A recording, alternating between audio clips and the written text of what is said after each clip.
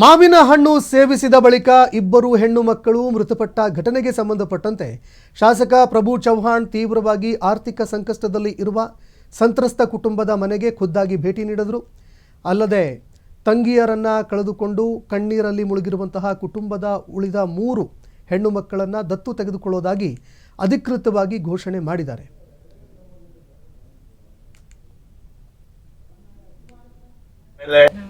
ಬರಲ್ಲ ಬಟ್ ನಾವು ಏನು ನಮ್ಮ ಮನೋದೃಷ್ಟಿಯಿಂದ ಏನೇನು ಮಾಡಬೇಕು ನಾನು ಸೇವಕನಾಗಿ ಹೆಲ್ಪ್ ಮಾಡ್ತೀನಿ.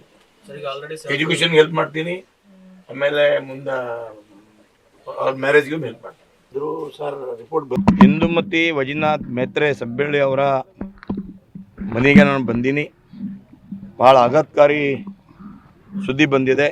ತಮ್ಮ ಮುಖಾಂತರ ನಾನು ಅವರಾದಿದ್ದಿಲ್ಲ, ಬೇರೆ ಕಡೆ ಇತ್ತು. ಭಾಳ ಆಘಾತ ಆಗಿದೆ ನಮ್ಮದು. ಆಮೇಲೆ ಯಾವ ಥರ ಅವರಿಗೆ ನಾನು ಹೇಳ್ತಾ ಇದ್ದೀನಿ, 3 ಥರ ಆಘಾತ ಆಗಿದೆ. ಫಸ್ಟು ಅವ್ರಿಗೆ 5 ಹೆಣ್ಮಕ್ಳು ಅಂದರೆ ಹೆಣ್ಮಕ್ಳು ಏನು ತೊಂದರೆ ಇಲ್ಲ, ಬಟ್ 5. ಆಮೇಲೆ ಎಲ್ಲಿ ಅವರು ಹೊಲ ಬಿಲ್ಲ ಏನಿಲ್ಲ. ಆಮೇಲೆ ಅವರು ಹೈದರಾಬಾದ್ಗೆ ಕೂಲಿ ಕೆಲಸ ಮಾಡ್ಲಿಕ್ಕೆ ಹೋಗಿದ್ದಾರೆ.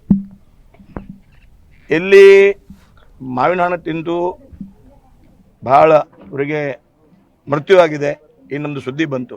ಆದ ತಕ್ಷಣ ನಾನು ಅವ್ರ ಜೊತೆ ಚರ್ಚೆ ಮಾಡಿ ನಮ್ಮೆಲ್ಲ ಸಂಬಳಿ ಕಾರ್ಯಕರ್ತವರು ಜನರು ಅವರು ಫೋನ್ ಮಾಡಿ ಹಿಂಗೆ ಆಗಿದೆ ಸರ್, ನಮ್ಮ ಆಘಾತ ಆಗಿದೆ, ಸಂಬಳಿವರೆಗೆ ಆಗಿದೆ, ಅದಕ್ಕೆ ಹಾಸ್ಪಿಟಲ್ ಹೈದರಾಬಾದ್ ಇದೆ. ಹಾಗಾಗಿ ನಾವು ಹೈದರಾಬಾದ್ ಡಾಕ್ಟರ್ ಫೋನ್ ಮಾಡಿ ಮಾತಾಡಿ ಆಮೇಲೆ ಅವ್ರು ಸಾಂತ್ವನ ಹೇಳಿ ಮಾಡಿದ್ದೀವಿ. ಈಗ